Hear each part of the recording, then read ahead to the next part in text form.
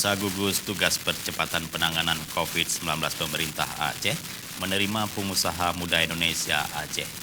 Bantuan tersebut diberikan untuk membantu gugus tugas dalam upaya penanganan wabah virus corona di Aceh yang kini terus meningkat.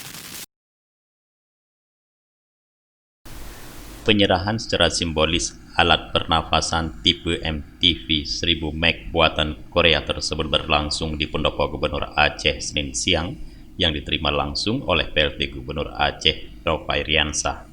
Atas nama pemerintah Aceh, PLT Gubernur Aceh Nofhairiansah menyampaikan terima kasih dan apresiasi atas bantuan ventilator ini. Menurut Nova, bantuan ini sangat dibutuhkan untuk pelayanan pasien di Rumah Sakit Umum Zainal Abidin Banda Aceh, terutama pasien COVID-19. Di kesempatan yang sama, Nova menuturkan untuk membangun sebuah negeri butuh kerja kolaborasi lintas sektor dan lintas generasi, karena membangun tidak bisa hanya dilakukan oleh satu pihak saja, baik itu pemerintah, swasta, ataupun pihak lainnya. Nova kembali mengingatkan, virus COVID-19 ini tidak mengenal segmentasi manusia. Semua orang berpeluang terjangkit virus COVID-19 sebab virus tersebut terus bermutasi. Oleh karena itu, ia menghimbau agar tetap waspada dan patuhi protokol kesehatan.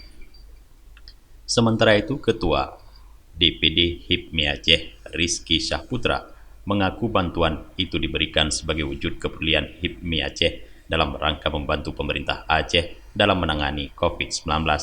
Rizky berharap dengan bantuan tersebut setidaknya bisa membantu pemerintah Aceh, khususnya rumah sakit umum yang menjadi rumah sakit rujukan dalam mengobati pasien COVID-19.